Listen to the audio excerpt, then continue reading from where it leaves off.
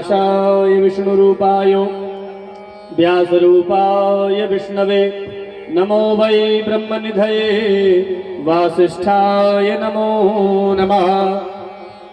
व्यासनारायणाय नमः। माल्यादीनि सुगन्धीनि मालत्यादीनि वै प्रभो मया हृतानि पुष्पाणि पूजार्थं प्रतिगृह्यताम्। प्रणमामि पुनः पुनः। शुक्लां ब्रह्मविचारसार परमा माध्यं जगद्व्यापिनी वीणा पुस्तकधारिणीं अभयदां जाड्यान्तिकारापहं हस्ते स्फाटिकमालिकां विदधतीं पद्मा सनिसंस्थितां वन्दे मनिषं मुनिहंस सेभ्यं सन्मानशाली परिपीत पराग पुंजम। श्री गुरु चरण सरोज रज निज मनु मुकुर सुधारे बरनौ रघुबर विमल जसु जो दायक फल चारि सियावर रामचंद्र की जय। श्री राम जय राम जय जय राम। श्री राम जय जय राम। श्री राम जय जय राम। श्री राम जय जय राम। जय जय विघ्न हरन हनुमान। जय जय विघ्न हरण हनुमान। जय जय सिद्धि करन हनुमान। जय जय सिद्धि करण हनुमान। कौशल्या के प्यारे राम। कौशल्या के प्यारे राम। दशरथ राज दुलारे राम। दशरथ राज दुलारे राम। संतन के रखवारे राम। संतन के रखवारे राम। श्री राम जय जय राम। श्री राम जय जय राम। श्री राम जय जय राम। श्री राम जय जय राम। धर्म की जय हो। अधर्म का नाश हो। प्राणियों में सद्भावना हो। विश्व का कल्याण हो। गौ माता की जय हो। गौ हत्या बंद हो। सनातन धर्म की जय हो। हनुमान जी महाराज की जय हो। महाकालेश्वर भगवान की जय हो। यज्ञ भगवान की जय हो। परम संत तपोनिष्ठ स्वामी श्री सियावर जी महाराज की जय हो। समस्त संत गणों की जय हो। समस्त भक्त गणों की जय हो। ओम नमः पार्वती पते पतये हर हर महादेव। प्रथम तो प्रणाम करते हैं हनुमान जी महाराज को, जिनकी कृपा के बिना इस कथा को कहना और सुनना दोनों संभव नहीं हो पाता है। तत्पश्चात प्रणाम करते हैं महाकालेश्वर भगवान को, जिनकी कृपा हुई और हम उन्हीं के द्वारा लिखी गई इस परम पावन कथा को आप लोगों के बीच सुनाने के लिए आ पाए और कथा के द्वारा कथा रसिक वृंदों के मन में भक्ति का संचार, किसी प्रकार भक्ति की चर्चा करने की सेवा कर पा रहे हैं। तत्पश्चात परम श्रद्धेय तपोनिष्ठ स्वामी श्री सियावर जी महाराज, जिनका आशीर्वाद अनुकंपा इस पूरे क्षेत्र पर विराज रही है। तत्पश्चात समस्त यज्ञ में विराजमान विद्वज्जन जो मंत्रोच्चारण द्वारा भगवान की स्तुति कर रहे हैं, भगवान को सेवा प्रदान कर रहे हैं, देवताओं की पूजा कर रहे हैं। तत्पश्चात संगीत पर विराजमान समस्त विद्वज्जन, हमारे इस कार्यक्रम के जो सूत्रधार रहे श्री धीरेन्द्र मिश्रा जी और हनुमान मिश्रा जी, जिनसे चर्चा हो पाई, एवं समस्त मिश्रा परिवार जो भी इस कार्यक्रम में सम्मिलित है। वैसे तो यह पूरा क्षेत्र ही, मैंने कल भी कहा था कि धार्मिक कार्यक्रम कोई भी सब समाज का होता है, तो माध्यम ये लोग बने और आप सब पधारे हुए कथा के रसिक रंजन, हमारे जो शरीर की माता जी रही वो भी इसी क्षेत्र की रही हैं, तो माने यही बुंदेलखंड तो हमारे परम आदरणीय श्री प्रभात चौबे जी भी आज पधारे हैं, तो उनका भी स्वागत है। माताओं बंधुओं, आइए, आज कथा का तृतीय दिवस है। कल हम लोगों ने चर्चा किया भगवान महादेव और माता पार्वती के विवाह की चर्चा की। दोनों का विवाह हम लोगों ने कल देखा, कुछ उस पर यथामति हम लोगों ने चर्चा की माताओं बंधुओं। और कथा पूछी थी भरद्वाज जी महाराज ने जागबलिक जी से श्री राम कथा, किंतु प्रथम दिवस जैसा मैंने आपको बताया कि भरद्वाज जी महाराज को जागबलिक जी ने राम कथा नहीं शिव कथा सुनाई, और उसी संदर्भ में भगवान की पूरी चर्चा सुनाई, भगवान महादेव की। और कथा सुनाने के बाद तत्पश्चात कहते हैं कि जानते हैं मैंने आपको भगवान महादेव की कथा क्यों पूर्व सुनाई, श्री राम कथा क्यों नहीं सुनाई? तो उन्होंने कहा ये मैंने पूछा तो नहीं, फिर भी आप बता दीजिए यदि बताना चाह रहे हैं तो। उन्होंने कहा इसलिए नहीं सुनाई क्योंकि प्रथम ही मैं कही शिव चरित बूझा मर्म तुम्हार। मैं आपका मर्म जानना चाहता था, आपकी हैसियत जानना चाहता था। देखिए, कथा के भी अधिकारी होते हैं, हर किसी, ये यहाँ की हैसियत और ये सामाजिक हैसियत में बड़ा अंतर है। यहाँ वाली हैसियत को इससे मत समझ लीजिएगा, यहाँ बड़े से बड़ा व्यक्ति भी क्यों ना आ जाए, लेकिन यदि उसकी हैसियत कथा सुनने की नहीं है तो सुनाने वाला उसे नहीं सुनाता। द्विज द्रोही न सुनायो कबहू और सुरपति सरिस होइन रब जबहू। इंद्र के समान भी हैसियत क्यों ना हो, तो वो वाली हैसियत की बात नहीं चल रही है ना। राम कथा के ते अधिकारी जिनका सत्संगति अति प्यारी, जिनको सत्संग प्यारा है, सज्जनों की संगति प्रिय है, यहाँ वो लोग आ पाते हैं। तो कहा देखिए, मैं देखना चाहता था, परखना चाहता था, ये बूझना चाहता था कि आप राम कथा के अधिकारी हैं भी कि नहीं, कि ऐसे ही बस आप तर्क उतर करने के लिए और आ गए समय व्यतीत करने के लिए। आपका भी समय अमूल्य है और हमारा भी समय अमूल्य है, नहीं, लेकिन आप अधिकारी हैं। सुचि सेवक तुम राम के रहित समस्त विकार। आप वास्तव में भगवान के सेवक हैं, श्री राम की कृपा आपके ऊपर है। तो कहा ये आपने कैसे जाना? उन्होंने कहा ऐसे जाना कि इस संसार में जो भी श्री राम का भक्त होगा उसके लिए परम आवश्यक है कि उसे महादेव का भक्त तो होना ही पड़ेगा।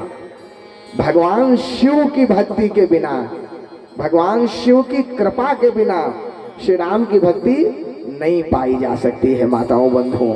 यही कह रहे हैं कि शिव पद कमल जिन्हि रति नाही राम ही ते सपने हु न सुहाई। इनको भगवान महादेव प्रिय नहीं, राम जी को वो लोग प्रिय नहीं। बिनु छल विश्व नाथ पद ने हो राम भगत कर लक्षण ये हो। भगवान के प्रति, महादेव के प्रति अनन्य भक्ति होनी चाहिए, अनन्य प्रेम होना चाहिए।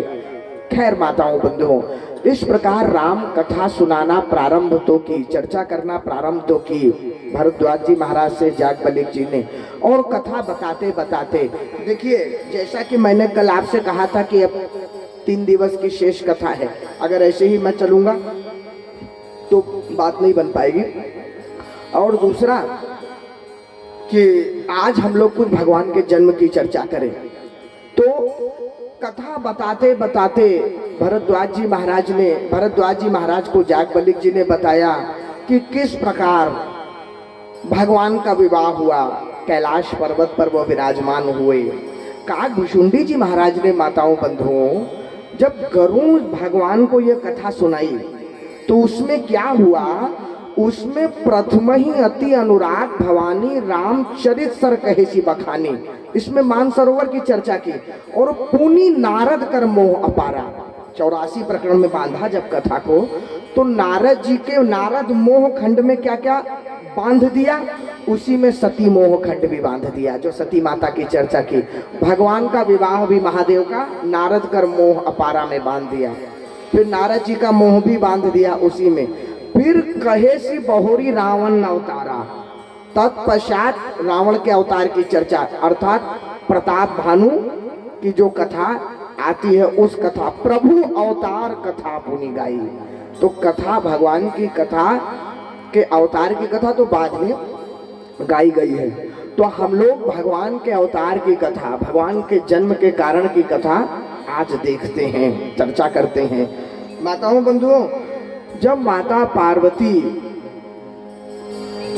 कैलाश पर्वत पर भगवान शंकर के साथ विराजमान हो गई और वहां भगवान शंकर ने माता पार्वती को नारद जी के मोह की भी पूरी कथा बताई। नारद जी के मोह की बहुत अलौकिक प्रसंग है, अपने आप में अलौकिक, किंतु इस बार हम इस प्रसंग को प्रणाम करके आगे चल रहे हैं। नारद मोह हमारा तो परम प्रिय प्रसंगों में से है, किंतु इस बार प्रणाम करके आगे चलेंगे।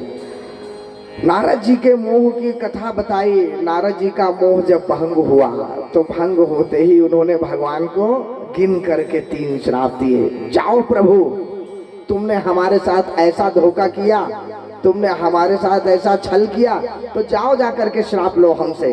3 श्राप लगातार। पंचे हूँ मोही जवनी धरी देहा, जिस शरीर को धर के आपने मुझे मूर्ख बनाया ना, सो तनु धरे हूँ श्राप ममुएहा, वही शरीर धरना पड़ेगा तुमको। दूसरा, कपि आकृति तुम कीन हमारी, करी है किस सहाय तुम्हारी। जिनसे तुमने मदद लेके हमें इस समय मूर्ख बनाया, उन्हीं से आगे भी मदद लेना। आप आपकी मदद करेंगे आपके संकट के समय में। और तीसरा, मम अपकार कीन तुम भारी, तो नारी बिरह तुम हो दुखारी। और जो आपने मेरे अपकार किया, मेरे ऊपर इतना बुरा किया, अत्याचार किया, आपको क्या पता कि स्त्री का वियोग क्या होता है, उसका कष्ट क्या होता है, तो आप भी झेलोगे वही स्त्री का वियोग। और यही कारण था भगवान को अवतार लेना पड़ा। श्री रामचरितमानस में तो भगवान के अवतार का मुख्य कारण नारद जी के श्राप को ही बताया गया है।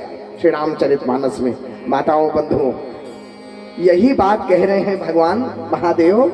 एक कलप यही है तू प्रभु, लीन मनुज अवतार, सुर रंजन सज्जन सुखद, हरि भंजन भुवि भार। एक कल्प में भगवान को केवल इसीलिए अवतार लेना पड़ गया, नारद जी महाराज के वचन को सत्य करने के लिए। नारद वचन सत्य सब करी हो, इसलिए अवतार लेना पड़ गया माताओं बंधु। वैसे तो भगवान के अवतार अनेक अनेक कारणों से होते हैं, अनेक अनेक जन्म होते हैं भगवान के।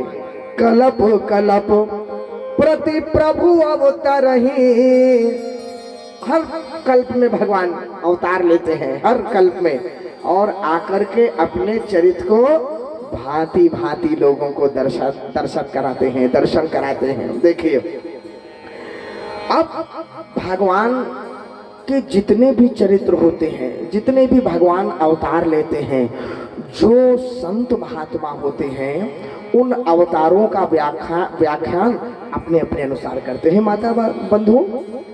तब तब कथा मुनि सन गाई, तो जो संत महात्मा होते हैं उन्हीं कथाओं को अपने अपने अनुसार बताते हैं।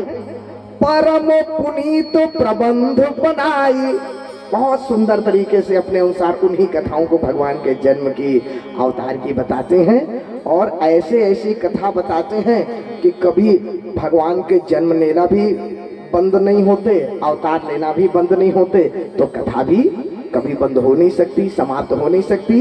क्योंकि हरि अनंत, हरि कथा अनंता, कहीं सुनहि बहुविधि सब संता। भगवान अनंत है तो कथा अनंता है, माने भगवान से भी अधिक भगवान की कथा है, भगवान से भी महत्वपूर्ण भगवान की कथा है। कितनी सुंदर बात है। आप एक बात विचार करिएगा माताओं बंधुओं, भगवान सुनने के तत्व हैं, देखने के तत्व नहीं है। यदि भगवान को सुने बिना देखने का प्रयास करने लगोगे ना तो मोह हो जाएगा, संशय हो जाएगा, भ्रम हो जाएगा। माता सती बिना सुने देख ली, आखिर संशय हो गया कि नहीं हो गया? सुनी नहीं कथा, और देख लिया प्रभु को, समझ में आ पाएगा कभी क्या है प्रभु?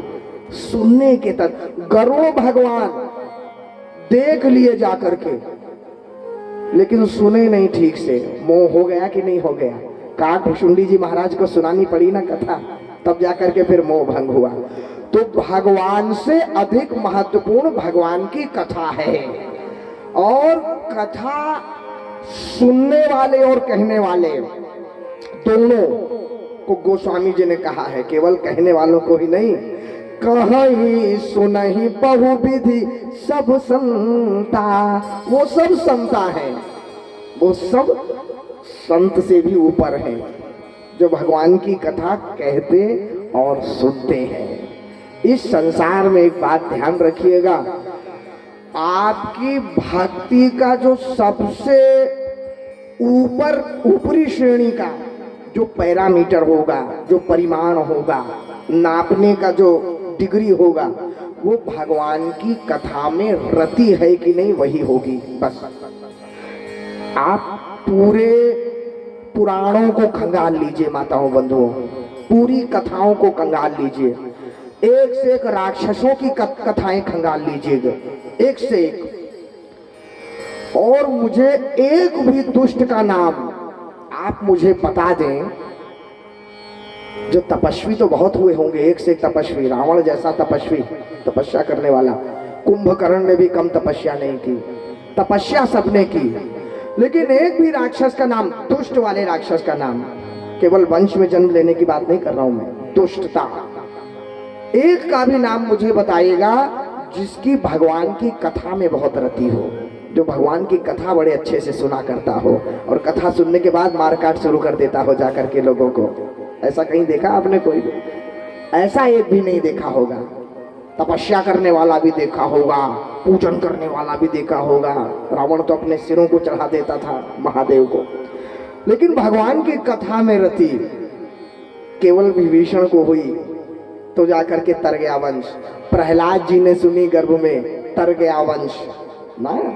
तो इसलिए सबसे बड़ा परिमाण है भगवान की कथा कहना और सुनना, वही संता है, वही संत की श्रेणी में आ जाते हैं। हरि अनंत हरि कथा अनंता, कहीं सुनई बहुविधि सब संता।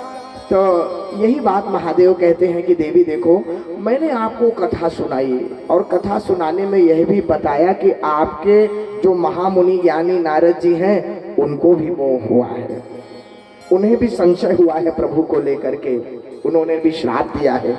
तो इस संसार में ऐसा कोई नहीं है देवी जिसको मोह ना हुआ हो।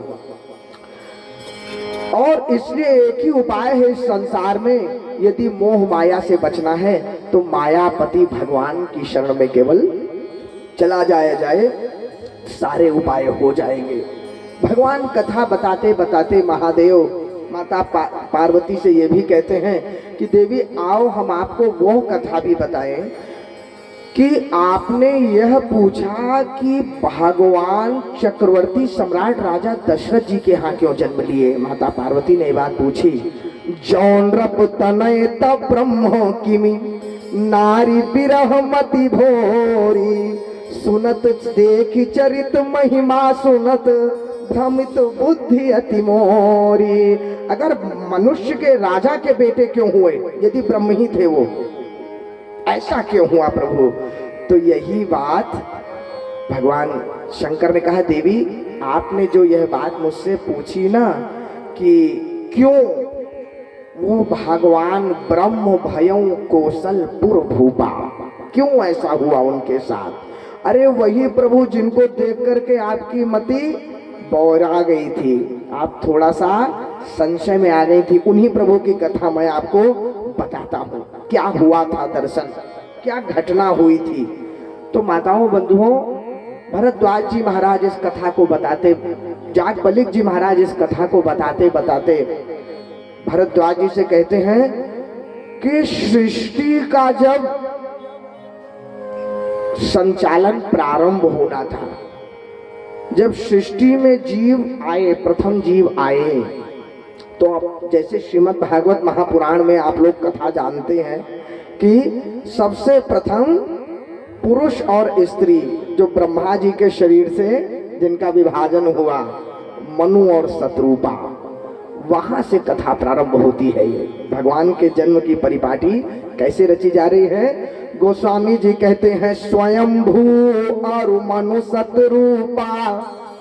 मनु और शत्रुपा ब्रह्मा जी की संतान, जिनते भई नर सृष्टि अनुपा, दंपति धर्म आचरण निका। कितनी सुंदर बात है। सबसे पहले ही देखिए, मनु शत्रुपा दंपति धर्म, आएंगे इस पे भी देखिए। अजहु गाव श्रुति जिन्ह कैली का, नृपोत्तान पाद सुत तासु, ध्रुव हरि भगत भयउ सुत जासु, देवहुति पुनितासु कुमारी, जो मुनि करदम कहे प्रिय नारी, लघु सुत नाम प्रिय व्रत ताही, वेद पुराण प्रशंस ही जाए।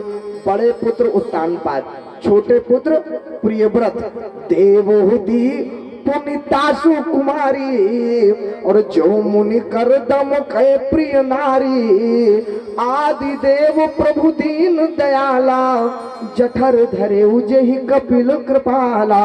और माता देवहुति जिनके पति महर्षि करदम जी, और जिनके पुत्र से साक्षात भगवान ने अवतार लिया, महर्षि कपिल भगवान, हमारे महानिर्वाणी अखाड़ा के वही गुरु माने जाते हैं। सिद्धा नाम कपिलो मुनि। तो सांख्य शास्त्र जिन प्रगट बखाना, तत्व विचार निपुण भगवाना। अब देखिए ऐसा परिवार महाराज मनु का, विचार करिए। ते ही मनुराज कीन्ह बहु काला, बहुत काल तक उन्होंने इस संसार में राज किया। और माताओं बंधुओं, ऐसे महाराज मनु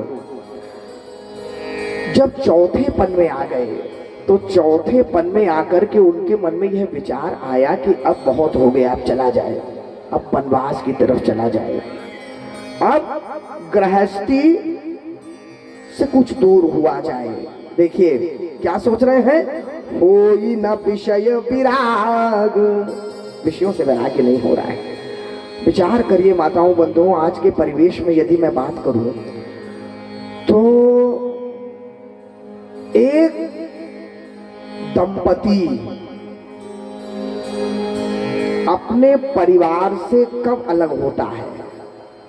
माता पिता अपने परिवार से कब अलग होते हैं? जिन बच्चों को वो पैदा करते हैं, पालते हैं, उनसे कब अलग होते हैं? देखिए दो ही कारण से। जैसे मान लीजिए कभी पत्नी चली जाए, स्वर्गवास हो जाए, या पति चले जाएं, स्वर्गवास हो जाए, एक बचे, तो क्या होता है माताओं बंधुओं कि आज के युग में जो बच्चे पढ़ लिख करके और अल्ट्रा मॉडर्न हो गए हैं, अंग्रेज हो गए हैं। मैं अंग्रेजी भाषा का विरोधी नहीं हूँ, अंग्रेजी सभ्यता का विरोधी हूँ ना। भाषा तो आप सब ज्ञान रखिए, लेकिन सभ्यता हमारी सनातन संस्कृति वो रखिए। तो जब बच्चे बहुत ज्यादा अंग्रेज हो जाते हैं तो क्या होता है? Privacy, privacy. अरे पिताजी अकेले घर में क्या कर रहे हैं, माताजी नहीं रही, या माताजी अकेली क्या कर रही है, पिताजी नहीं रहे, ऐसा होने लग गया है। और आपको बताऊं, सर्वे के मुताबिक भी माताओं बंधुओं, कई माता पिता वृद्धाश्रम क्यों चले जा रहे हैं?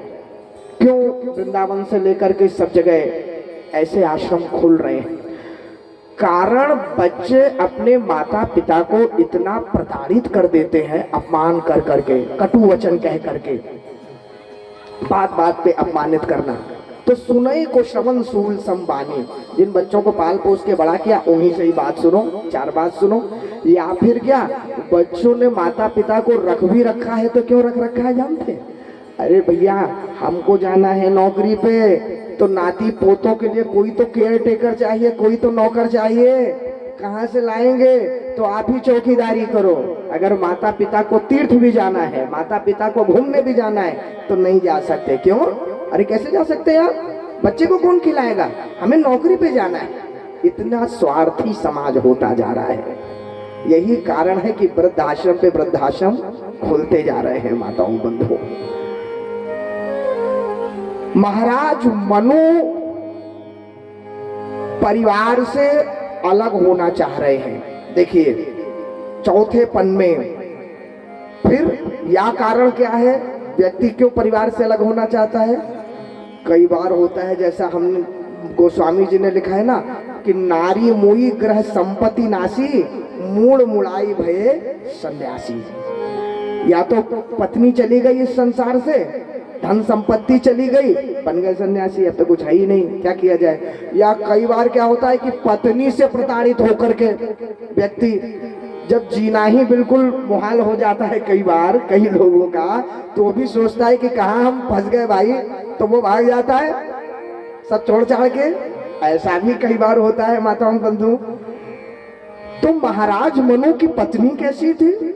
महाराज मनु की पत्नी तो अलौकिक थी भाई। दंपति धर्म आचरण का, क्या सुंदर आचरण थे दोनों के। माता सतरूपा और महाराज मनु में कोई खटपट नहीं थी कि भागने की कोई इच्छा हो गई, घर छोड़ने की कोई इच्छा हो गई। यही एक देखिए जो धर्म पत्नी और धर्म पत्नी क्यों कहा जाता है, धर्म पति क्यों नहीं कहा जाता? एक बात बताइए आप माताओं बंधुओं, यक्ष ने भी यही बात धर्मराज युधिष्ठिर से पूछी। उन्होंने कहा एक बात बताओ धर्मराज, अर्थ धर्म काम मोक्ष में धर्म के विरोधी हैं काम और अर्थ। धर्म के विरोधी हैं अर्थ और काम, तो फिर कैसे चारों की एकता बना पाता है व्यक्ति, चारों को कैसे मिलान कर पाता है व्यक्ति, ये तो बताओ। जब धर्म के विरोधी हैं अर्थ और काम, तो उन्होंने यही कहा कि धर्म को अर्थ और काम से मिलाने के लिए परम आवश्यक यदि गृहस्थ आश्रम में कुछ है तो वो है यदा धर्मस्य भार्याचा परस्पर वशानुगो। देखिए तदा धर्मार्थ कामानाम त्रियाणाम अपि संगमः। यदि भार्या जो है, जो परिवार में भार्या आ गई, धर्म पत्नी आ गई, वो धर्मार्थ करने वाली है, वो धर्म से जुड़ी हुई है, धर्म पत्नी है यदि वो, तो क्या होगा, धर्म पत्नी के आने से धर्म और काम दोनों सम्मिलित हो जाएंगे, मिल जाएंगे। अर्थ पति का है, काम पति पत्नी, कामना आगे की जीवन में सृष्टि बढ़ाने की। और यदि पत्नी धर्म पत्नी नहीं हुई माताओं बंधुओं, तो सब कुछ सत्यानाश परिवार में हो जाएगा। मैंने कई परिवार देखे हैं, पति भगवान की भक्ति में ना लगा हो, भगवान के यहाँ जाने की इच्छा ना होती हो। कई लोग होते हैं, पंडित जी लोग बैठे हैं पूजा कराने, कई ऐसे आते हैं जजमान लोग कि वो केवल शांति से बैठे रहते हैं और पत्नी सब करवाती रहती है, लेकिन वो करते हैं क्योंकि कौन झगड़ा करे और कौन प्रपंच करे, तो आकर के जो तुम कह रही हो कर देंगे। पति यदि धर्म परायण ना हो तो पत्नी पति को धर्म परायण बना देती है जबरदस्ती, भगवान से मिलवा देती है जबरदस्ती ना। आप बताइए सुदामा भगवान के पास जाना चाह रहे थे क्या? नहीं जाना चाह रहे थे ना। सुशीला ने जबरदस्ती भेजा कि नहीं भेजा, जाइए जाइए जाइए। और वही यदि पत्नी धर्म परायणा ना हो तो भगवान के बाप बन के भी क्यों ना जन्म ले लो आप, राजा दशरथ जी, तो भी भगवान से दूर करा देगी वो। आखिर करा दिया, राम जी को 14 वर्ष का वनवास करा दिया कि नहीं, बुद्धि भ्रमित हो गई माता कैकेयी की बस। तो बहुत आवश्यक है पत्नी को धर्म पत्नी होना। यहाँ महाराज मनु को वैराग्य हो रहा है, लेकिन इसका कारण पत्नी नहीं है, पत्नी तो है ही नहीं, तो फिर कौन है कारण? आगे देखे, दंपति धर्म आचरण का अजहु गाओ श्रुति जिन कैली का मृपोतान पाद सुत तासु। बड़े पुत्र तान पाद जैसे राजा, कथा आप लोग भागवत में सुनते आए हैं, बहुत श्रेष्ठ पुत्र, उनकी आगे भी बताऊंगा कितनी श्रेष्ठता। ध्रुव हरि भगत भयो सुत जासु, और जिनके पुत्र तो ध्रुव भगवान हुए, जिन्होंने परम पद की प्राप्ति की। ध्रुव सगलानी जपे हरि नाऊ पायो अचल अनुपम ठाऊ, भगवान के पद को प्राप्त किया, ध्रुव पद को प्राप्त किया। दूसरे पुत्र लघु सुत नाम प्रिय व्रत ताही, वेद पुराण प्रशंस ही जाही, छोटे पुत्र भी बड़े आज्ञाकारी, बड़े श्रेष्ठ। पुत्री देवहूति पुनीता सुकुमारी, कितनी आज्ञाकारी पुत्री आप बताइए माताओं बंधुओं, कि नारद जी ने आकर के बता दिया कि इनके लिए सबसे सुयोग्य वर कर्दम ऋषि जी हैं। तो जाकर के कर्दम ऋषि जी को स्वीकार कर लिया। और कथा बहुत विस्तार नहीं करूंगा। कर्दम ऋषि जी ने परीक्षा भी जब ली माता देवहूति की, तो ये परख गए कि ये कन्या बहुत सुलक्षणा है, बहुत संस्कारी है। ऐसी बेटी, ऐसी पुत्री, दामाद महर्षि कर्दम जी जैसे तपस्वी, जिन्होंने मनोकामना से चलने वाला विमान बनाया, जिसपे माता देवहूति और महर्षि कर्दम ने विहार किया। पौत्र साक्षात भगवान जिनके यहाँ जन्म लिए हो, नारायण। आदिदेव प्रभु दीन दयाला, जठर धरे जेहि कपिल कृपाला, भगवान कपिल जिनके यहाँ अवतार लेकर के आए हो। तो एक बात बताइए माताओं बंधुओं, बेटा बड़ा उत्तान पाद, एक पौत्र ध्रुव, पुत्री देवहूति, भगवान एक और पौत्र आदिदेव, प्रियव्रत एक और पुत्र, धर्म पत्नी इतनी अच्छी दंपति धर्म आचरण का माता देवहूति। कहीं से कहीं तक परिवार में कोई समस्या तो नजर नहीं आ रही कि घर छोड़ने की आवश्यकता है, ऐसा तो कहीं कुछ नहीं है ना। कितनी बड़ी विडंबना है मनुष्य में कि देखिए महाराज मनु का इतना उत्तम परिवार, लेकिन सब परिवार होने के बाद भी चौथे पन में क्या सोच रहे हैं कि होई ना विषय विराग, इन विषयों से वैराग नहीं हो रहा। और आज के परिवार में माताओं बंधुओं, कई ऐसे परिवार हैं कि बुजुर्ग अपने बच्चों की कटुवानी भी भले सह लें, प्रपंच भी सह लें, लेकिन वो मोह नहीं छूटता। अरे अरे अरे मेरा बच्चा सुधर जाए, मेरा पोता सुधर जाए। मैं कई बार कई लोगों से कहता हूँ कि माता, हर व्यक्ति अपना प्रारब्ध लेके आया है। आप अपना प्रारब्ध लेके आए, अब आगे वाला उनका प्रारब्ध लेके आया।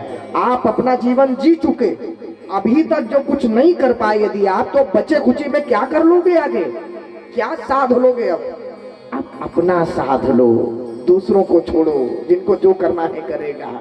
यहाँ देखिए महाराज मनु यही सोच रहे हैं कि होई न विषय। अच्छा, वैसे विषयों से वैराग होना भी नहीं।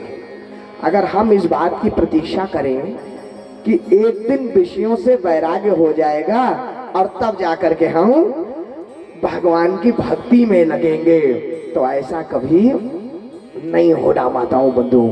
कारण ये विषय इतने जटिल हैं, इतने जटिल हैं कि गोस्वामी जी ने विषयों की उपमा जब दी, जब कामनाओं की उपमा दी रामचरितमानस में, तो क्या दिव्य दृश्य लिखते हैं वो।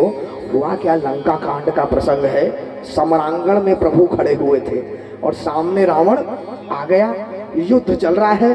भगवान ने रावण को बाण मारा, तो जैसे ही बाण मारा तो रावण का सिर कट के बगल में नाचने लग गया, मतलब जीवित सिर, और दूसरा जुड़ गया आकर के धड़ में। फिर बाण मारा, फिर निकल के सिर नाचने लग गया, तीसरा सिर जुड़ गया आकर के। फिर मारा, इधर नाचने लग गया सिर, नया सिर जुड़ गया आके। तो भगवान मन में सोचे कि मैं इसके सिर कम करने के लिए इसको बाण मार रहा हूँ कि इसके सिर और बढ़ाने के लिए इसको बाण मार रहा हूँ। ये तो और ज्यादा भयावह हो रहा है, इसके तो सिर और बढ़ते जा रहे हैं भाई, मैं तो कम करने का प्रयास कर रहा हूँ, ये बढ़ रहे हैं बार बार। गोस्वामी जी ने लिखा, देखिए, जिमी जिमी प्रभु हर तासु सिर, जैसे जैसे भगवान उसके सिरों को काट रहे थे ना, तिमी तिमी होई अपार, वैसे वैसे और बढ़ते जा रहे थे, और बढ़ते जा रहे थे। ये तो ठीक वैसे ही हो रहा है। सेवत विषय विवर्थ जिमी नित नित नूतन मार, जैसे हम लोग विषयों को जितना सेएंगे ना, विषयों की जितनी सेवा करेंगे, उतने वो और बढ़ते जाएंगे, उतने और बढ़ते जाएंगे। अगर हम लोग सोचें कि नहीं बस इतना हो जाए तो काफी है, इतना कभी माताओं बंधु नहीं होना। कैसे, एक उदाहरण से देखिए हम लोग समझें। जैसे मान लीजिए कि हमारे पास, या और सरल उदाहरण समझे, जैसे कोई छोटा सा बच्चा है, बच्चा कोई 5 साल 6 साल का 7 साल का। ये पीछे ही बच्चा बैठा है, क्या नाम है इसका?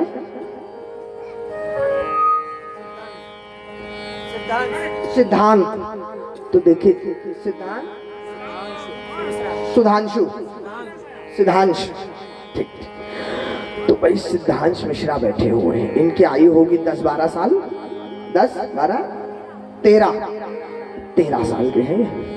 अब इन्होंने, सिद्धांश ने आज तक कितने रसगुल्ले खाए होंगे, काले गुलाब जामुन? आज तक, अभी तक 13 साल में, बहुत हम बना ले कि बहुत ही खाते हो, मान लीजिए अगर, तो भी 5 किलो खाए होंगे, 10 किलो खाए होंगे, बहुत ज़्यादा तो अभी तक 10 किलो खा लिए होंगे अभी तक, जब जितने हुए ये ना, इस उम्र में तक खा लिए होंगे इन्होंने। और मान लीजिए आगे ही हमारे बाबूजी बैठे, इनकी क्या आयु होगी? इनकी होगी 70 के आसपास, 65-70। और उदाहरण के तौर पे कि बाबूजी को भी मान लीजिए काला जामुन बड़ा पसंद हो, तो इन्होंने कितने खाए होंगे? इनको भी यदि बहुत प्रिय होगा तो जैसे उसने 13 साल में खाए 10 किलो, तो ये 65 मान ले पूरा, 13 पंचे 65, तो 65 मान ले, तो 50 किलो से 1 कुंटल के आसपास, जो भी जितना भी, और ना दोनों में। अब मान लीजिए सिद्धांश को रसगुल्ला बहुत पसंद है, और सिद्धांश के सामने रसगुल्ला आया, उसने रसगुल्ला को काटा और काट के यहाँ तक मुंह के पास ले गया, और तब तक इसकी मम्मी ने चिल्ला दिया, ए सिद्धांश रखो रसगुल्ला, तुम्हारी हिम्मत कैसे हुई छूने की? ये भगवान के भोग के लिए आया है, मंदिर में जाना है, रख दो वापस, छूना मत। तो सिद्धांत की हिम्मत नहीं पड़ेगी, वो चुपचाप रख देंगे रसगुल्ला, पैक कर देंगे, कोई बात नहीं, मम्मी ने मना कर दिया है भाई, ठीक है ना। वही बाबूजी के सामने, जिनको प्रिय है बहुत रसगुल्ला, और ये चर्चा हम करें कि वाह क्या बात है, काले जामुन की तो क्या बात कहनी है, क्या मीठा लगता है भाई जब खाया जाता है, तो एकदम रस होता है अंदर अंदर, चाशनी में डूबा हुआ, भून के आता है, अंदर मेवा रहता है, खाओ तो आनंद ही आ जाता है, एकदम गल जाता है, चला जाता है, और उसके अंदर कुछ और भी डाल दो तो कितना सुंदर लगता है, पिस्ता विस्ता। इतनी बात करने लग जाओ तो रसगुल्ला देखा नहीं है, सामने है भी नहीं, लेकिन क्या होगा, उसको सोच सोच के मुंह में पानी आने लगेगा, आने लगे। कितने लोगों के आने लगा होगा ना? कहने का अर्थ ही है माताओं बंधुओं कि अभी जो सिद्धांश है उनका उस रसगुल्ला रूपी विषय में मन पूरी तरीके से नहीं पका है, पूरी तरह से नहीं गया है, तो उन्होंने सामने भी देखा तो छोड़ दिया, हटाओ इसको। और जब पूरा जीवन हो गया और रसगुल्ले में रम गए, उस विषय में रम गए, तो उस विषय के बारे में सोचने पर ही एकदम मन उस तरफ भर जाता है, चला जाता है, अरे अरे अरे ना। तो आप बताइए ये हम लोग किस तरीके को अपना रहे हैं जीवन में? जब चौथापन आएगा तब विषय छोड़ेंगे, जब चौथापन आएगा तब भगवान की भक्ति करेंगे। अरे जब सब कुछ कर लेंगे और उसके बाद कुछ करने के लायक नहीं रहेंगे तब भगवान की भक्ति करेंगे। कभी हो पाएगा ऐसा? क्या संभव है ये ऐसा? ये विषय इतने जटिल होते हैं, इतने कठिन होते हैं माताओं बंधुओं। जैसे एक मदिरा पीने वाला होता है ना, तो मदिरा पीने वाले की स्थिति क्या होती है जानते हैं? मदिरा पीने वाला पहले तो मदिरा को पीता है, किंतु बाद में मदिरा उसे पीती है। और जब मदिरा उसे पीने लग जाती है तो वो रोज सुबह से उठ के केवल शाम का जुगाड़ लगाता है, कहाँ से पैसा ले आऊं, कहाँ से क्या कर दूं, क्या ना कर दूं। और रोज रात्रि में पीने के बाद इस कसम को खाता है कि अब बस कल से नहीं, कल से नहीं, कहाँ मैं चक्कर में फंस गया, क्या मेरा जीवन नरक हो गया, कल से नहीं, कल से नहीं। लेकिन जैसे ही सुबह उठता है, दोपहर तक आती है, थोड़ी थोड़ी संध्या होने लगती है, फिर वो खींचने लगता है, वो विषय उसको खींचने लगता है, वो मदिरा उसे खींचने लगती है। इसी प्रकार यदि विषय में आप लिप्त हुए तो इतने जटिल है माताओं बंधुओं, कभी इससे पार नहीं पा पाएंगे आप, इससे तृप्त नहीं हो पाएंगे कभी आप ना। तो इससे अच्छा ये है कि तुरंत इसको तिलांजलि दीजिए, जितने जल्दी हो सके इससे दूर होने का प्रयास करिए, वरना अंत समय में चाह करके भी आप नहीं कर पाएंगे। कारण हमारे यहाँ भगवान की भक्ति भगवान ध्रुव ने, प्रहलाद जी ने और आदि शंकराचार्य भगवान ने प्राप्त की है, जो युवा अवस्था में ही, बाल अवस्था में ही तपस्या के लिए निकल गए, विषयों को त्याग करके भगवान की भक्ति में लग गए। कोई सोचे कि 80 साल के बाद और मैं अब जाकर के और कठिन तपस्या करूंगा या भगवान की भक्ति करूंगा, तो वो संभव नहीं है माताओं बंधुओं। इसलिए महाराज मनु भी जो सोच रहे हैं गलत नहीं सोच रहे, होना भी नहीं है। इस संसार में विषयों से कभी वैराग्य नहीं होना, होई न विषय विराग। क्यों होगा भी कैसे, खुद ही आगे कारण बता रहे हैं। भवन बसत भा चौथपन, चौथे पन तक उसी घर में पड़े हो, उसी घर में बाल बच्चों को देख रहे हो, नाती पोतों को देख रहे हो, कैसे विषयों से वैराग्य होगा माताओं बंधुओं। तो बस कम से कम जाग तो गए महाराज मनु। हृदय बहुत दुख लाग कि जन्म गयो हरि भगति बिनु। हाय रे, ये पूरा जीवन मेरा भगवान की भक्ति के बिना अकारण में ही चला गया, निरर्थक हो गया। आपको मैं बताऊं माताओं बंधुओं, व्यक्ति लाखों कमा ले, करोड़ों कमा ले, पद प्रतिष्ठा प्राप्त कर ले, लेकिन एक समय आता है 80 साल बाद, 90 साल बाद, हर व्यक्ति के पास जीवन में 95 साल बाद, जब उसे लगता है कि अब बहुत कम दिन बाकी हैं, तब अंदर एक ऐसी छटपटाहट होती है कि मानो मैंने कुछ भी नहीं किया, खाली हाथ आया था, खाली हाथ जा रहा था। ये वही पीड़ा समझ सकता है जिसने जीवन भर विषय भोगे होंगे, जीवन भर कमाई की होगी, भागा दौड़ी केवल करता रहा होगा। अंत समय में उसको यूं लगता है, उपनिषदों का सिद्धांत है, 10 लोग नौका में बैठ करके नौका पार करके दूसरी तरफ गए, और जब दूसरी तरफ गए तो एक ने कहा भैया गिनो, सब लोग आ तो गए 10 के 10, अब वो जब गिने तो 9 ही रहे, 10वां तो रहे ही नहीं, 9 ही गिन पाए। हर व्यक्ति गिने तो 9 ही गिन रहा है, 10 हो ही नहीं रहे। तो एक और समझदार वहां से आया, उसने कहा क्या समस्या आ गई?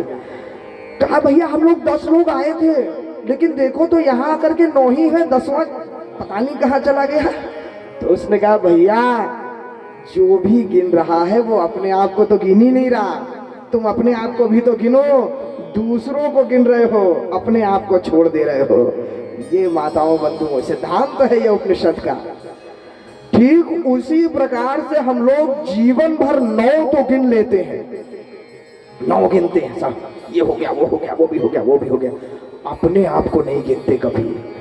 और इसीलिए अंत समय में सब कुछ कमा लेने के बाद, सब कुछ पा लेने के बाद लगता है कुछ छूट गया, रह गया, मानो खाली हाथ आया था, खाली हाथ जा रहा हूँ, क्योंकि अपने लिए तो कभी किया ही नहीं कुछ, अपने लिए तो सोचा ही नहीं, जो किया वो तो उन लोगों के लिए किया जो संसार में यहीं रह जाएंगे, चाहे वो घर हो, गृहस्थी हो, प्रॉपर्टी हो। माताओं बंधु, इसलिए सदैव याद रखिएगा, जो भी हो अपने को भी साध लो चौथेपन में, तो कम से कम यही कह रहे हैं, हृदय बहुत दुख लाग कि जन्म गयो हरि भगति बिनु। सब कुछ पा लिया किंतु भगवान की भक्ति ना पा पाए, तो वो जो आत्मा है ना, वो तो वही चाहती है और थोड़ी कुछ चाहती है। अरे भैया क्या कर दिया तुमने, ये खाली हाथ चले गए, जन्म गयो हरि भगति बिनु। तो क्या किया महाराज मनु ने, पर बस राज। क्या सुंदर बात है, देखिए श्री रामचरितमानस की कथा क्यों होनी चाहिए समाज में, यहां से प्रारंभ हो रहा है। ज्येष्ठ पुत्र उत्तानपाद महाराज मनु के, आज यदि पिता थोड़ी प्रॉपर्टी बना लेता है, थोड़ी प्रॉपर्टी बना लेता है, तो आज के कलयुगी बच्चों को ये लगता है कि कब मेरा पिता मेरे नाम पे प्रॉपर्टी कर दे, क्योंकि उसको बेच करके मैं कोई दुकान खोल लूं, कोई घर ले लूं जिसको किराए पे दे दूं, क्योंकि काम और मेहनत तो मुझसे होनी नहीं है। तो वो तो कर दी उन्होंने जितनी मेहनत करनी थी, मैं उसको बेच के या तो बैंक बैलेंस जमा कर लूं और उसका कर्जा लेकर के, माने ब्याज लेकर के अपना जीवन चलाऊं। कब मुझे वसीयत मिल जाए, कब दे दें। और देखिए यहाँ राजा चक्रवर्ती सम्राट महाराज मनु, कोई छोटे मोटे नहीं, कितनी चक्रवर्ती सम्राट उन्हें कहते हैं जिनके राज्य में कभी सूर्यास्त नहीं होता। चक्रवर्ती सम्राट वो अपने बेटे को राज देना चाह रहे हैं, पर बस राज सुतहीन रब दीन है, जबरदस्ती दे रहे हैं, बेटा ले लो, बेटा राज ले लो। लेकिन पुत्र लेना नहीं चाह रहा। नहीं पिताजी मुझे नहीं चाहिए राज, आप ही संभालो, आपकी छत्र छाया में ही हमको रहना है। पिताजी आप कहाँ जा रहे हो? अरे माता जी आप कहाँ जा रहे हो? आप यहीं रहो, आप मत जाओ। देखिए क्या संस्कार है रामचरितमानस में, नहीं जाने दे रहा बेटा, राज नहीं ले रहा। और आज का युग यही है। कई बार मैं कहता हूँ माताओं बंधुओं की, जैसे ही विवाह होकर के और जब अंग्रेजी मीडियम की बहू आती है, फिर वही अंग्रेजी मीडियम से आप भाषा को मत समझिएगा, अंग्रेजी मीडियम से अंग्रेजी सभ्यता है। जो प्राइवेसी के लिए मरते हैं, तो क्या होता है उस समय, या तो बहू अपने पति के लिए कहीं और घर व्यवस्था करवा लेती है, और या फिर माता पिता के लिए किसी और घर में व्यवस्था, माने घर तो नहीं, वो तो वृद्धाश्रम ही रहता है एक तरीके का। हमको अभी मिले एक महाराज जी, ट्रेन से आ रहे थे हम, तो उन्होंने बताया कि हमारा एक आश्रम है और बोले वहाँ पर मंदिर के आसपास बच्चे अपने माता पिता को लाते हैं। बाबूजी बैठे बस थोड़ी देर, मैं बस वो आया, वो प्रसाद लेकर के आया, बैठे फिर मंदिर दर्शन करने चलते हैं। और वो पिता बैठा ही रह जाता है संध्या तक कि आया ही नहीं मेरा पुत्र, क्या हो गया। जब रात्रि हो जाती है और पुलिस घूमती है आकर के और देखती कि किसका इंतजार कर रहे हो, अरे मेरा बेटा नहीं आया, सब समझ जाते हैं कि वो आना भी नहीं है, और तब जाकर के उनके वृद्धाश्रम में छोड़ा जाता है। ये स्थिति आ गई है कलयुग की माताओं में, ये हो रहा है, ये कोई काल्पनिक कथाएं नहीं है, ये हो रहा है घर में। और वो बच्चा भी कहीं ना कहीं प्रताड़ित होगा अपनी धर्म पत्नी से ही, क्योंकि पहले तो क्या करता होगा, बच्चे के मन में कौन संस्कार देगा, ये कौन दबाव बनाएगा ना, वही धर्म पत्नी होगी तो कभी नहीं करने देगी। यदि ये माताओं के ऊपर एक घटना आपको बताऊं, ऐसे ही क्या हुआ माताओं बंधुओं कि एक परिवार में माता जी का देहांत हो गया। तो देहांत होने के बाद बाबूजी अकेले बचे। तो बहू रानी ऐसी ही थी जैसा मैंने अभी आपको बताया। तो बहू रानी बार बार पति को पूछे, बोले अरे आप क्यों नहीं बाबूजी को कहते हैं कि अब जाएं कहीं वृंदाश्रम में चले जाएं, माता जी भी नहीं रही अब तो सासू माँ, और वो अकेले पूरे दिन भर टीवी देखते हैं या क्या करते हैं, उनका क्या घर में कोई मन भी नहीं लगता होगा, उनसे कहिए किसी, अरे भाई संन्यास ले लें, कोई कार्य कर लें, कोई यहाँ क्या आप गृहस्थी में पड़े हुए हैं। तो बेटा कुछ संस्कारी था तो बार बार टाल देता था, होता है ना भैया लोग कई बार मना नहीं कर पाते धर्म पत्नी को तो टाल देते हैं, हाँ हाँ करेंगे करेंगे, सही समय आएगा तब कर देंगे, थोड़ा तो धैर्य रखो कर देंगे ना।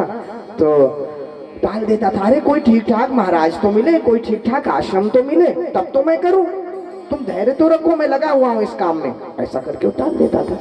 अब एक बार क्या हुआ माताओं बंधु, एक महाराज स्वयं आ गए घर पे।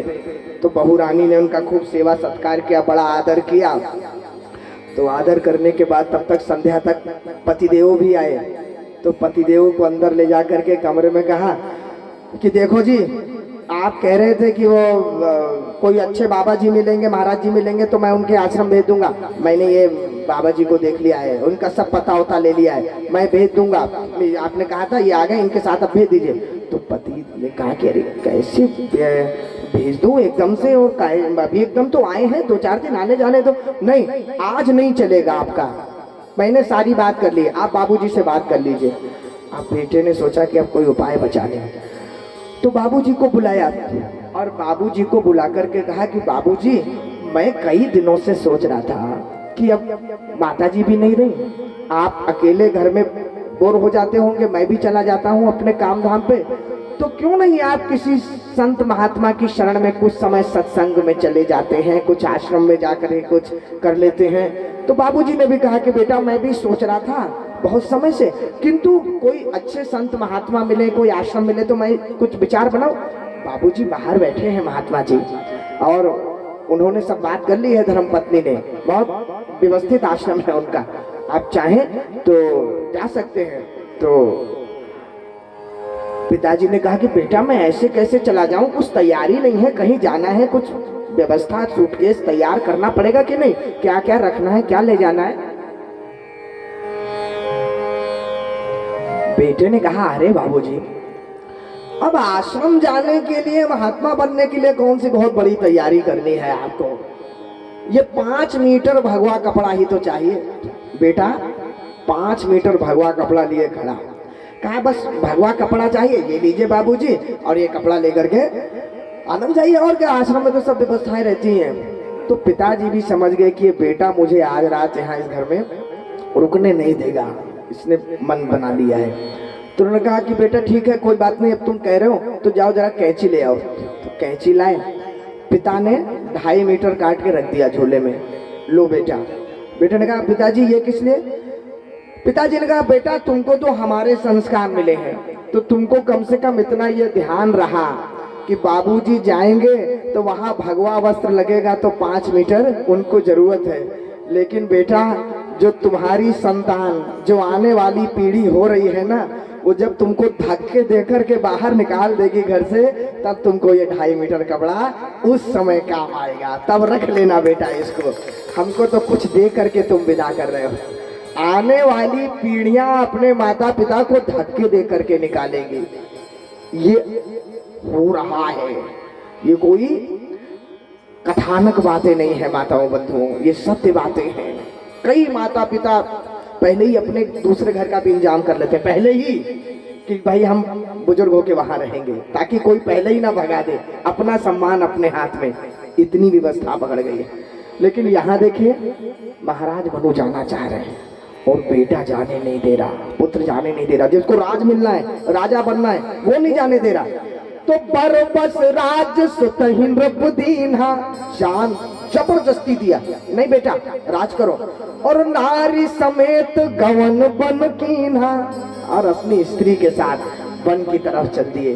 देखिए एक और बात समझिए, हमारे यहाँ धर्म पत्नी विषय भोग की वस्तु नहीं है। यदि विषय भोग की वस्तु होती तो महाराज मनु कभी माता शत्रुपा को साथ लेकर के नहीं जाते, अकेले जाते तपस्या करने के लिए, लेकिन माता शत्रुपा भी साथ में गई है, महारानी के साथ जा रहे हैं। नारी समेत गवन बन कीन्हा, कहाँ जा रहे हैं, तीरथ बर नैमिष विख्याता, अति पुनीत साधक सिद्धिदाता।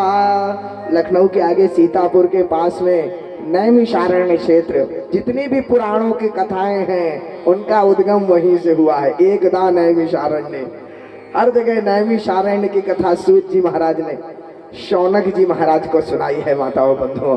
तो कहने का अर्थ है ऐसे परम पवित्र तीर्थ में महाराज मनु चले जा रहे हैं। तीरथ बर नैमिष विख्याता, अति पुनीत साधक सिद्धिदाता, रही तहाँ मुनि सिद्ध समाजा, तहाँ ही हर्ष चले मनुराजा।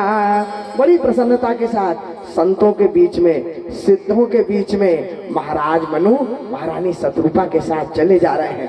तो पंथ जात सोहई मति धीरा, ज्ञान भगति धन जनु धरे शरीरा। दोनों धर्म पत्नी और पतिदेव ऐसे जा रहे हैं मानो ज्ञान और भक्ति का समागम हो रहा हो, दोनों चले जा रहे हैं। और पहुँचे जाए धेनुमती तीरा, धेनुमती गोमती नदी का तीर है वो नैमिषारण्य क्षेत्र। हर्षि नहाने निर्मल नीरा, जाकर के गोमती नदी में स्नान करते हैं दोनों दंपति। और तब तक सारे ऋषि मुनियों को मालूम पड़ता है कि महाराज मनु और महारानी शत्रुपा यहाँ पधारे हैं। सब दौड़ पड़े, आए मिलन सिद्ध मुनि ज्ञानी। देखिए संत महात्मा मिलने जा रहे हैं राजा से, ऐसा होता नहीं है। वैसे तो राजा जाता है संत महात्मा से मिलने के लिए, संत महात्मा जाते हैं क्या, लेकिन इसलिए नहीं जा रहे हैं कि कोई चक्रवर्ती सम्राट महाराज मनु आए हुए हैं या चक्रवर्ती थे। वो तो धर्मो धुरंधर नृप ऋषि जानी, महाराज मनु धर्म धुरंधर है, ऋषि हो गए हैं। अब तो संत से मिलने अवश्य ही जा सकता है और जाना भी चाहिए। तो अब गए माताओं बंधुओं, महाराज मनु से पहले भेंट हुई, वार्ता हुई, तीर्थाटन हुआ और तीर्थाटन के बाद महाराज मनु और महारानी शत्रुपा ने बहुत उचित स्थान देख करके अपनी तपस्या प्रारंभ कर दी। और तपस्या प्रारंभ ओम नमो भगवते वासुदेवाय, केवल इस मंत्र का जाप दोनों दंपति ने प्रारंभ कर दिया। ओम नमो भगवते वासुदेवाय। 12 अक्षर मंत्र पुनि जपहि सहित अनुराग, वासुदेव पद पंकरु दंपति मन अति लाग। ओम नमो भगवते वासुदेवाय, ओम नमो भगवते वासुदेवाय। केवल इसका जाप मन में चल रहा है और अभिलाषा क्या हो रही है मन में जाप के साथ, केवल एक उर अभिलाष निरंतर होई, कि देखिए नयन परम प्रभु सोई।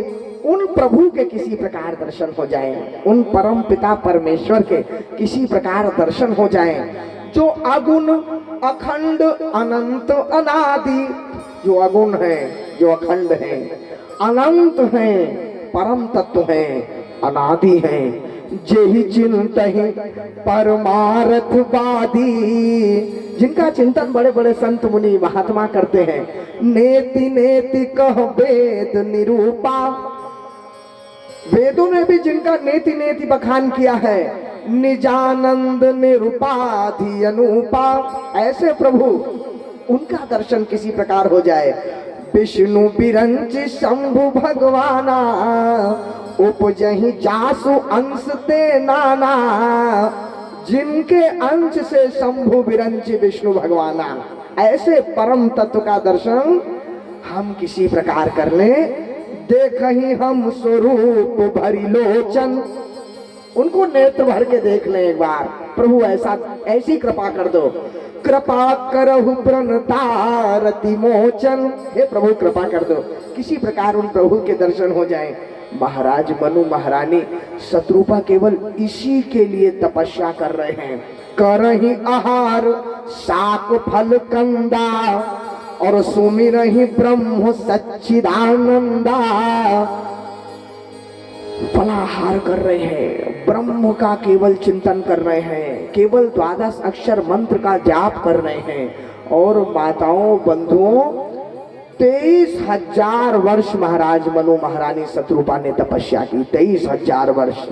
और ऐसी तपस्या की कि उनकी तपस्या को देख करके उनको वरदान देने के लिए कौन कौन चले आ रहे हैं। देखिए भाई, महादेव की तपस्या करेंगे तो महादेव आएंगे, ब्रह्मा जी की करेंगे तो ब्रह्मा जी आएंगे, नारायण की करेंगे तो नारायण आएंगे। यहाँ कौन कौन, तीनों देवता आ रहे हैं एक के बाद एक तपस्या के लिए वरदान देने। विधि हरिहर ब्रह्मा विष्णु महेश तीनों आ रहे हैं वरदान देने।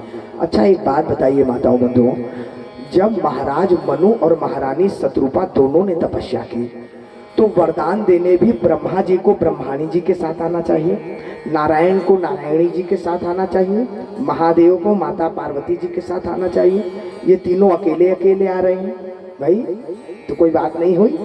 जब पति पत्नी साथ में तपस्या कर रहे हैं तो इनको भी आना चाहिए एक साथ। लेकिन क्या हो रहा है, विधि हरिहर तप देखिए पारा, और मनु समीप आ वही बहु बारा। बार बार आ रहे हैं, बार बार आ रहे हैं मनु के पास। बार बार क्यों आ रहे हैं, क्योंकि हर बार विदा कर देने तभी तो बार बार आ रहे हैं, वरना एक ही बार आने की बात थी ना। बार बार क्यों आएगा कोई व्यक्ति भाई, जब एक बार में वरदान नहीं मिला या नहीं लिया तो वापस आएगा। तो वो बार बार मना कर देना, हमें नहीं चाहिए आपसे वरदान, हमें आपसे वरदान नहीं चाहिए। क्यों, क्योंकि एक तो अकेले आ रहे हैं और ऊपर से एक और उससे बड़ी बात और कर रहे हैं। क्या केवल महाराज मनु के पास आकर के कहते हैं कि मांगहूं वर, मनु वरदान मांग लो। महाराज मनु ने सोचा ये कौन सी बात हुई भाई, जब मेरी धर्म पत्नी ने भी साथ में मेरे तपस्या की है, हम दोनों ने कठिन तपस्या की है, तो हमसे आप पूछ रहे हैं तो इनसे भी तो साथ में पूछिए। केवल आप हमसे अकेले पूछ रहे हैं कि मांग लो वर, इनसे तो पूछ ही नहीं रहे। तो ये नहीं हो सकता, या तो दोनों को वरदान दीजिए भाई, और या फिर किसी को नहीं चाहिए, फिर हमको नहीं चाहिए ना। आज के युग के पति होते तो वो सोचते चलो कोई बात नहीं, हमको मिल रहा है, काम बन गया, एक को तो मिल ही रहा है दोनों में से ना। और पत्नी भी होती तो सोच ही लेती कि एक को तो मिल रहा है, किसी को हो गया काम। लेकिन महाराज मनु ने कहा नहीं, जब तपस्या दोनों ने की है तो दो लोगों को वरदान पूछना चाहिए ना। आप केवल एक को पूछ रहे हैं, यानी आप अधूरा काम कर रहे हैं, अर्थात आप अधूरे दानी हैं, आप पूरे दानी नहीं हैं, आप अधूरा दान कर रहे हैं। और आप दान कर रहे हैं कि एहसान कर रहे हैं? मतलब भाई यदि हमारी तपस्या का आपको दान करना है तो दोनों को करिए, और एक कर को आकर के केवल दान कर रहे हैं तो माने कोई एहसान कर रहे हैं हमारे ऊपर, कोई उपकार कर रहे हैं आकर के। नहीं, हमें नहीं चाहिए आपका कोई दानवान, ये अधूरे दानी किसी काम के नहीं है ये माताओं बंधुओं ना। एक बात आप सदैव समझ लीजिएगा, वैसे तो मैं बहुत नहीं इन सब बातों में बोलता हूँ, लेकिन फिर भी धर्म की बात है, चर्चा की बात है। दानी कहाउब और कृपनाई होई कि खेम कुशल रौताई ना। यदि दानी भी कहलाना है तो कृपणता नहीं चलेगी, कृपणता के साथ दानवीरता नहीं होती है माताओं बंधुओं। इसलिए यदि किसी को कुछ देना हो आज के कलयुग में एक बात बहुत लगती है मुझको माताओं बंधुओं, देखिए दान पर जो सबसे अधिक जीविका किसी की चल रही है, वैसे तो सब भगवान के भरोसे है, भगवान सबकी रक्षा करता है, सबकी वो करता है, किंतु फिर भी जो हमारे ब्राह्मण देवता है, ब्राह्मण देवता का तो दान पे ही जीविका चल रही है। मंत्र के द्वारा अध्यापनम अध्ययनम यजनम याजनम तथा दानम प्रतिग्रहम चैव ब्राह्मणानाम कल्पयेत् ना। और माताओं बंधुओं, हम लोग कहते तो बहुत हैं, अरे हम गए थे तीर्थ गए, हमने दान दिया, हमने ब्राह्मण देवता को दान दिया, हमने पंडित जी को दान दिया, हमने उनको दान दिया ना, दान पुण्य करके आए। लेकिन विचार करिएगा आप लोग कि क्या दान पुण्य करके आते हैं आप लोग। आप लोग उतना ही दान पुण्य करके आते हैं जिससे आपको रत्ती भर भी फर्क ना पड़े किसी भी बात पे ना। आज के कलयुग में यदि सबसे कठिन किसी का जीवन यापन हो गया है तो उसमें हमारे उन्हीं ब्राह्मण देवताओं का, जिनका जीवन दान पे ही चल रहा है, यजमानों की पूजा करके, मंत्रोच्चारण करके, जब 100 बार वो जय जयकार करते हैं, आहुतियां डलवाते हैं, तब जाकर के कोई एक घटना मुझे याद आती है। एक सेठ जी थे, तो सेठ जी ने क्या किया, सेठ जी को ब्राह्मण देवता ने बिठाया और ब्राह्मण देवता ने पूजा प्रारंभ की। पूजा के बाद दान दक्षिणा की बात थी, तब वो प्रारंभ हुए मंत्र जपना, मंगलम भगवान विष्णु। तब तक उन्होंने सेठ जी ने निकाला 10 रुपये और निकाल करके और देने के लिए प्रारंभ किया। तो ब्राह्मण देवता ने सोचा चलो जो भी मिल रहा है, मंगलम करुणाध्वजा मंगलम पुंडरीकाक्षं मंगलाय तनोहरि। अब वो देना नहीं चाहे सेठ जी, जैसे जैसे देने की बारी आए कि अब तो दान हो ही जाए, अब तो कुछ चढ़ा दीजिए द्रव्य, और उनकी मुट्ठी बंद हो जाए और ब्राह्मण देवता तेज मंत्र बोलने लग जाए कि और इनको हम जोश दिला दें, और उधर से कस के मुट्ठी बंद हो जाए। अब इतनी मुट्ठी कस के बंद कर ली सेठ जी ने कि हाथ में पसीना आने लग गया। अब ब्राह्मण देवता देख रहे हैं, मंत्र जप रहे हैं, अरे सेठ जी छोड़ो छोड़ो, तब तक पसीना से पानी टपकने लग गया। अरे सेठ जी ये क्या हो रहा है? सेठ जी बोले ये रो रहा है, ये मुझे छोड़ना नहीं चाहता, मेरा इसका इतना प्रेम है कि मुझसे अलग नहीं होना चाहता। ब्राह्मण देवता कहते छोड़ दो सेठ जी, अब तो दे दो। तो माताओं बंधु, कभी कभी ऐसी स्थिति आ जाती है, आपको बताऊं, आप लोग कई बार सुनते होंगे, मैं भी कई बार कहता हूँ, कई संत भी कहते हैं, कि शादी विवाह में भी भले डीजे लग जाए, चाहे फूलों पे हजारों की खर्चा हो जाए, लेकिन वही पूजा कराने वाले ब्राह्मण के लिए रिसर्च चलती है कि वो जो विवाह करा रहा है उसको कितने में विदाई हो जाए। अरे पंडित जी बड़े लोभी हैं भाई, पंडित जी को जरा मैनेज करो ठीक से ना। आप बताइए, एक बात सोचिए माताओं बंधुओं, इस सनातन धर्म का प्रचार कौन कर रहा है, प्रतिपादन कौन कर रहा है? वही लोग तो कर रहे हैं, मंत्रोच्चारण के द्वारा, यज्ञ के द्वारा, रुद्राभिषेक के द्वारा। कि आप लोग मंत्र पढ़ लेंगे, कर लेंगे रुद्राभिषेक ना, और उन्हीं को देने में इस प्रकार का। इसलिए जब कोई इस प्रकार का कार्य करे तो अरे हॉस्पिटल में चला जाता है, डॉक्टर से कोई बहस नहीं करता, कभी नहीं करता, लेकिन यहाँ पे जरूर बहस होगी, अरे थोड़ा सा देख लीजिए।